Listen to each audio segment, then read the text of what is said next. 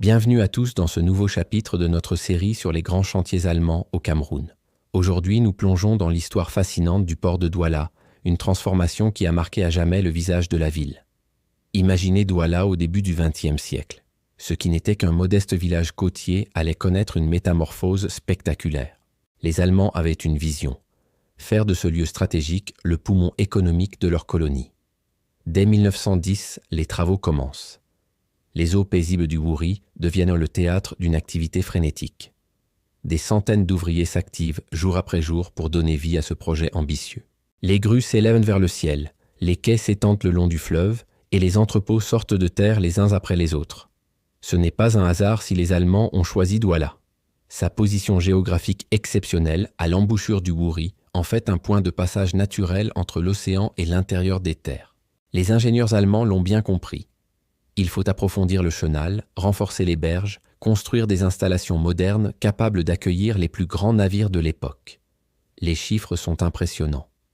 Entre 1910 et 1913, la capacité du port est multipliée par 5. Les nouveaux quais peuvent désormais accueillir simultanément plusieurs navires de fort tonnage.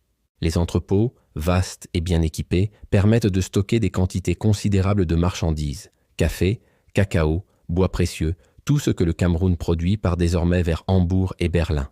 Mais ce port n'est pas qu'une simple infrastructure commerciale. C'est une véritable révolution pour toute la région. Les commerçants locaux, les agriculteurs de l'arrière-pays, les entreprises allemandes, tous voient leurs activités transformées par cette nouvelle porte ouverte sur le monde. Les témoignages de l'époque sont éloquents. Les capitaines de navires s'émerveillent devant ces installations modernes. Les négociants apprécient l'efficacité des nouvelles méthodes de chargement. Le port devient un lieu de rencontre, d'échange, où se croisent de marins allemands, commerçants camerounais, dockers et administrateurs coloniaux. Cette transformation ne se fait pas sans défi. Le climat tropical, les courants du Wouri, la nécessité de former une main-d'œuvre qualifiée, tout cela représente autant d'obstacles à surmonter. Mais la détermination allemande ne faiblit pas.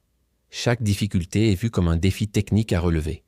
En 1913, Douala est méconnaissable. Le petit port d'antan a laissé place à un complexe portuaire moderne, efficace, tourné vers l'avenir. Les navires y font escale régulièrement. Les marchandises circulent avec fluidité. L'activité économique bat son plein. Cette histoire du port de Douala nous rappelle comment une infrastructure peut transformer une région entière. Aujourd'hui encore, plus d'un siècle après sa construction, le port reste le cœur économique du Cameroun, témoin silencieux de cette période cruciale de son histoire. Si cette plongée dans l'histoire vous a passionné, n'oubliez pas de vous abonner à notre chaîne pour découvrir d'autres récits fascinants sur les grands chantiers qui ont façonné l'Afrique. Laissez un commentaire pour partager vos impressions et à très bientôt pour un nouveau voyage dans le temps.